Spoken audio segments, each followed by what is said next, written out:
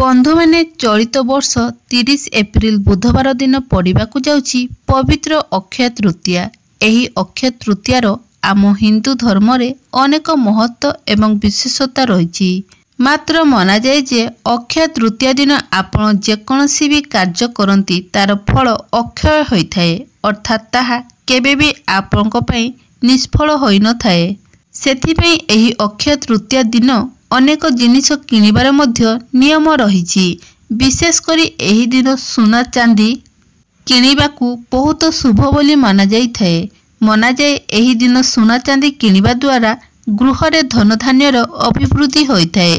तो बंधु माने वर्तमान सुना रूपार दरदाम जेतिकी हेलानी प्रत्येक व्यक्ति सुना रूपा किनिबा समस्तक पक्षरे संभव नुहे।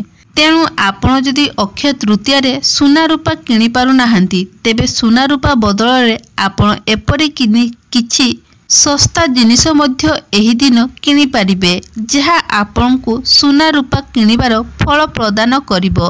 अर्थात आपण सुना रूपा किनिबा द्वारा जेउ फल प्राप्ति हेबा कथा एही सस्ता जिनिस गुडी को किनिले मध्य आपनकु सेही फल प्राप्ति हबो।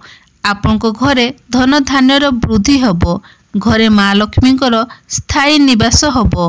तो बंधु माने आजिर एही वीडियो रे मु आपनको सेही परी किछि सस्ता जिनिस विषय रे कहिबाकू जाउछि। जेउ जिनिस गुडी को आपण पवित्र अक्षय तृतीया दिन निज घर को निश्चित भाव रे किनिके आनिबा उचित। एही जिनिस गुडी को जदि आपण अक्षय तृतीया दिन निज घर को किनिके नै आछुंती तो आपणकर समस्त आर्थिक समस्या दूर होई जिवो। गृहरे माता लक्ष्मींकर स्थायी निवास हबो। आपणकर उत्तरतर उन्नति हेबाकू लागिवो। बंधु माने अक्षय तृतीयार दिनटिकू सर्वसिद्धि योग बनी थाए। जेमिति आपण माने दीपावली दिन धनर देवी माँ लक्ष्मी को पूजा करिथांती, सेही भली अक्षय तृतीया दिन माँ लक्ष्मींकर विशेष रीति रे पूजा अर्चना करा जाई थाए। तो बंधु माने आसंतु आमे माने जानि नेबा जे पवित्र अक्षय तृतीया दिन आपण सोना चांदी बदल रे केउ जिनिस निज घर को आनी पारिबे। तेबे ता पूर्वरु आपण मानकू वीडियो को लाइक करी चैनल को सब्सक्राइब कर दियंतु एवं कमेंट बॉक्स रे भक्ति एवं श्रद्धार सहित जय माँ लक्ष्मी निश्चय लिखंतु। तो बंधु माने प्रथम जिनिसटी होउची सरिष। आपण को ओही अक्षय तृतीया दिन हलदिया रंगर सरिष निज घर को आनिबार अछि, किंबा पूर्वरु जदि आपनको घरे हलदिया रंगर सरिष रहिछि तो आपण एहाकु नै निजर पूजा घरे पूजा करिबा उचित। एपरि करिबा द्वारा आपनको उपरे माँ लक्ष्मींकर कृपा वर्षा होइथाए। तो अक्षय तृतीया दिन आपण हलदिया रंगर सरिष दाना को माँ लक्ष्मींक निकटरे पूजा करंतु। तापरे एहाकु एक हलदिया रंगर कपड़ा रे गुड़ाई बांधी दियंतु। एहाकु निजर पूजा स्थान रे रखंतु। देखिबे आपनको गृह रे धन धान्यर वृद्धि हेबाकू लागिवो। एहा व्यतीत जदि घर उपरे कोनोसी नजर दोष रहिथिबो तेबे ताहा मध्य दूर होई जिवो। द्वितीय जिनिसटी होची संदव्य लवण। एपरि मान्यता रहिछि जे जदि आपण एही पवित्र अक्षय तृतीया दिन घर को संदव्य लवण किनिके आनुछंती तो आपनको गृह पई एहा अत्यंत मंगलकारी होइथाए।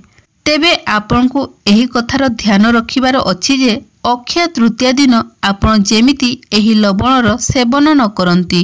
तृतीय जिनिसटी होची तुला, कोपार तुला। जदि आपण अक्षय तृतीया दिन कोपार तुला निज घर को किनिके आनुछंती एवं आपण प्रत्येक दिन पूजा करे किंबा पूजा करिबा समय रे एहार व्यवहार करंती तो गृह रे धन धान्यर वृद्धि होइथाए। चतुर्थ जिनिसटी होची फल। एही अक्षय तृतीया दिन जदि निज घर को फल किनिके आनुछंती तो एहा द्वारा आपनक गृह रे सुख समृद्धिर वृद्धि होइथाए। पंचम रे सबुठारु विशेष जिनिसटी होची माटीर दीप।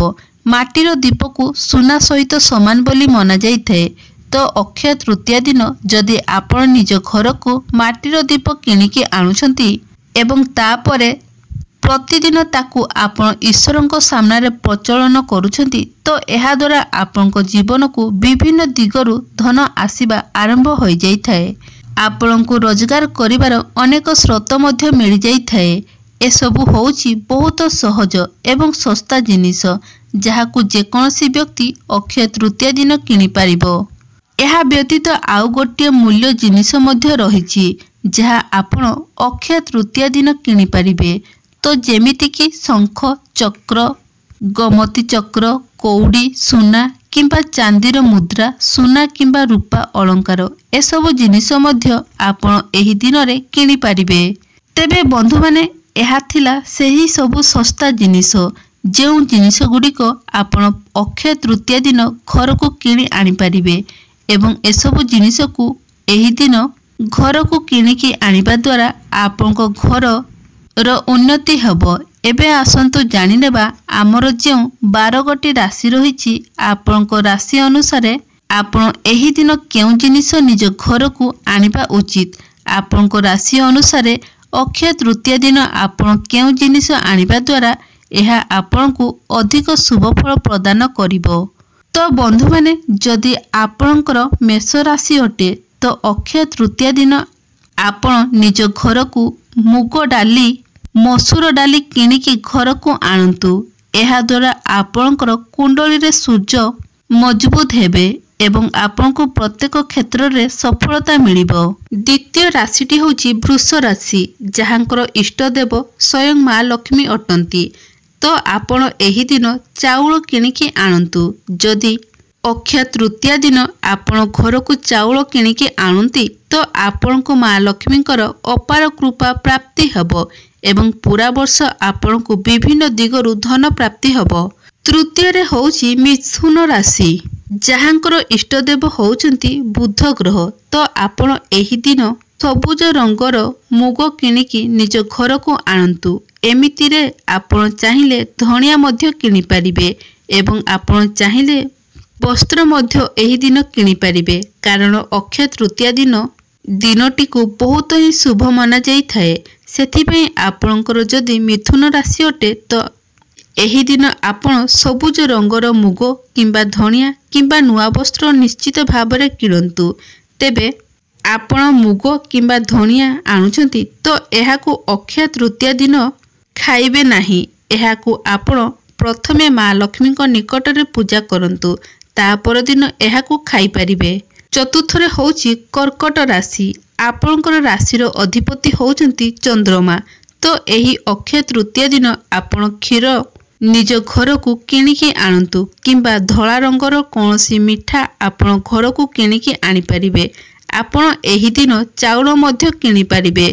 तो आपण अक्षय तृतीया दिन क्षीर बा क्षीर जातीय जिनिस किंबा चाउल निज घर को निश्चित भावरे किणिकी आणंतु। तापरे होउची सिंह राशि। सिंह राशिर अधिपति होउचंती सूर्यदेव। तो आपण एही दिन लाल रंगर फल किणिकी आणंतु किंबा आपण तंबार जेकोसी पात्र मध्य एही दिन किणी पारिबे। तापरे होउची कन्या राशि। तो आपण एही पवित्र अक्षय तृतीया दिन मुग डाली किणिकी आणंतु। एपरि करिबा द्वारा आपनक जीवन रे सुख शांतिर वृद्धि हबो। आपण सबुज रंगर मुग किणी पारिबे नाही। आपनकु डाली किणिबार अछि जहाकी हळदिया रंगर अटे। एहा परे होउची तुला राशि। तो तुला राशिर इष्ट देव होउचंती शुक्र। तो आपण अक्षय तृतीया दिन चीनी एवं चाउल घर को किणिकी आणंतु। ज्योतिष शास्त्र अनुसार आपण जदि अक्षय तृतीया दिन चाउल एवं चीनी किणिकी आणंती तो आपनक गृह रे सुख समृद्धि हबो कारण आपनक कुंडली रे शुक्र ग्रह मजबूत हेबे।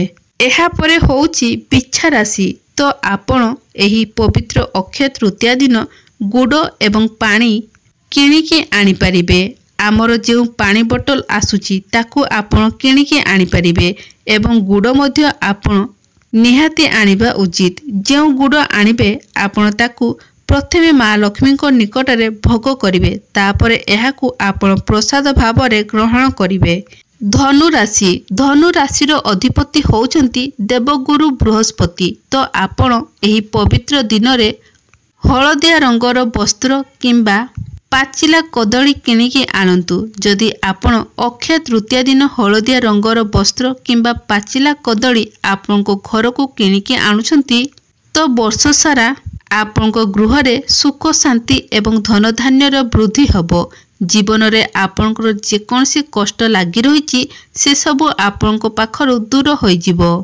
ଏହାପରେ ହେଉଛି ମକର ରାଶି। ତ ଆପଣ ପବିତ୍ର ଅକ୍ଷୟ ତୃତୀୟା ଦିନ ବିରି ଡାଲି, ଯାହାକି କଳା ରଙ୍ଗର ଅଟେ, କଳା ରଙ୍ଗର ବିରି କିମ୍ବା ଆପଣ ଦହି ଏହି ଦିନ କିଣିକି ଆଣନ୍ତୁ। ବନ୍ଧୁମାନେ, ଆପଣ ତ ଯଦି ଏହି ପବିତ୍ର ଅକ୍ଷୟ ତୃତୀୟା ଦିନ ସୁନା କିଣି ପାରୁନାହାନ୍ତି, ତ ରାଶି ଅନୁସାରେ ଯଦି ଆପଣ ଏହି ସବୁ ଜିନିଷ ଆଣୁଛନ୍ତି ତ ଆପଣଙ୍କୁ ସୁନା କିଣିବା ଭଳି ଫଳ ପ୍ରଦାନ କରିବ। ତାପରେ ହେଉଛି କୁମ୍ଭ ରାଶି। ତ କୁମ୍ଭ ରାଶିର ବ୍ୟକ୍ତି ବିଶେଷମାନେ ପବିତ୍ର ଅକ୍ଷୟ ତୃତୀୟା ଦିନ ଆପଣ କଳା ରାଶି କିମ୍ବା ବସ୍ତ୍ର କିଣିକି ଆଣନ୍ତୁ। ତେବେ ବସ୍ତ୍ର ଆପଣ ଯେକୌଣସି ରଙ୍ଗର କିଣିପାରିବେ, କିନ୍ତୁ କଳା ରାଶି ଆପଣଙ୍କୁ ନିହାତି ଆଣିବାର ଅଛି।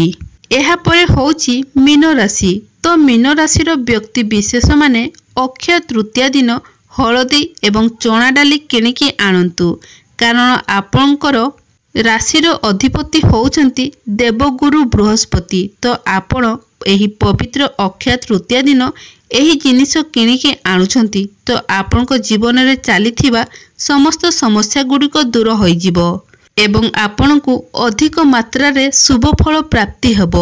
ଅକ୍ଷୟ ତୃତୀୟା ଦିନ ହଳଦୀ ଏବଂ ବୁଟ ଡାଲି କିଣିବା ଦ୍ୱାରା ଆପଣଙ୍କୁ ପୁଣ୍ୟ ମଧ୍ୟ ପ୍ରାପ୍ତି ହେବ।